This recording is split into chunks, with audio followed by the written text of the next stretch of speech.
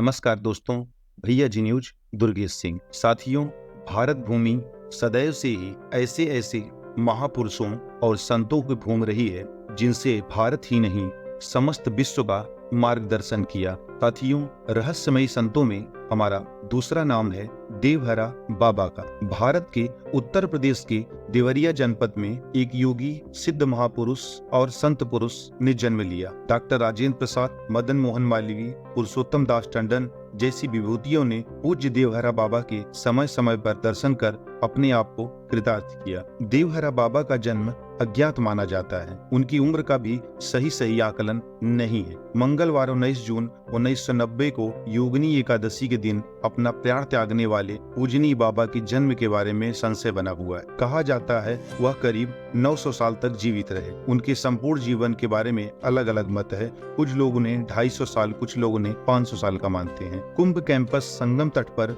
धुनी रमाए बाबा की करीब 10 सालों तक सेवा करने वाले मार्कंडेय महाराज के अनुसार पूरे जीवन निर्वस्त्र रहने वाले बाबा धरती से 12 फुट ऊंचे लकड़ी के बने मचान में रहते थे। वह नीचे केवल सुबह के समय स्नान करने के लिए आते थे। इनके भक्त पूरी दुनिया में फैले हैं। राजनेता, फिल्मी सितारे और बड़े बड़े अधिकारी उनकी शरण में आते थे। हिमालय में अनेक वर्षों तक अज्ञात रूप में रहकर उन्होंने साधना की। वहां से वे देवरिया स्थान पहुँचे। वर्षों निवास के कारण उनका नाम देवहरा बाबा पड़ा। पूजनीय देवहरा बाबा जी ने सरयू नदी के किनारे अपना डेरा डाला और धर्म कर्म करने लगे। देवहरा बाबा परम राम भक्त थे।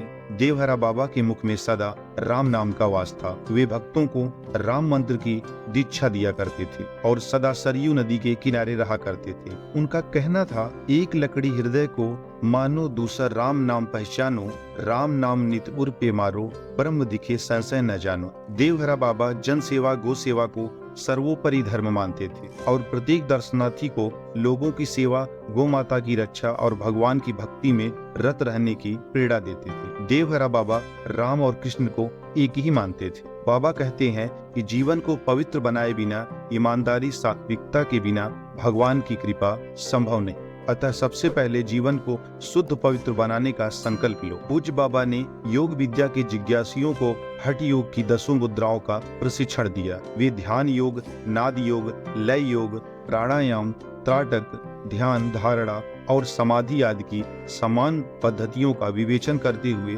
बड़े बड़े धर्माचार्य उनके योग संबंधी ज्ञान के समक्ष नतमस्तक होते थे। बाबा ने भगवान कृष्ण की लीला भूमि वृंदावन में यमुना तट पर मचान पर 4 वर्ष तक की साधना की। सन 1990 की योगिनी एकादशी के पावन दिन उन्होंने निर्वाण प्राप्त किया।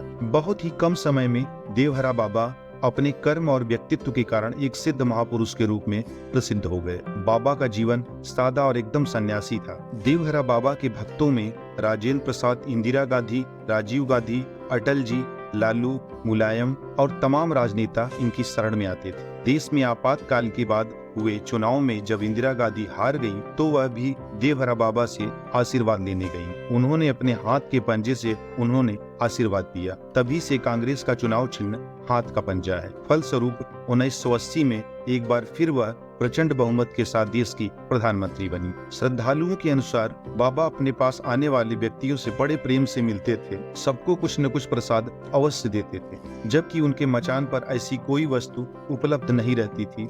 श्रद्धालुओं में ये कौतूहल होता था, आखिर यह प्रसाद बाबा के हाथ में कहाँ से और कैसे आता है। लोगों में यह भी विश्वास था कि बाबा जल पर भी चलते थे और अपने किसी भी गंतव्य जाने के लिए उन्होंने कभी भी सवारी नहीं और न उन्होंने किसी सवारी से जाते हुए देखा। बाबा हर साल कुंभ के समय प्रयाग आते थे। देवहरा बाबा एक अवतारी व्यक्ति थे। उनका जीवन सरल और सौम्य था। उनका निर्जीव वस्तुओं पे भी नियंत्रण था। देवहरा बाबा के पास अनेक चमत्कारिक शक्तियां थी। देवहरा बाबा के आसपास हमेशा एक सुगंधित वातावरण होता था। तो ऐसे थे हमारे देवहरा बाबा। हम देवहरा बाबा के चरणों में कोटि कोटि नमन करते हैं। दोस्तों, आप हमारे इन रहस्यमयी संतों के बारे में क्या जानते हैं और आप इन्हें नीचे दिए गए कमेंट बॉक्स में हमें कमेंट करके बताएं। धन्यवाद। जय हिंद, जय भारत, जय सनातन धर्म।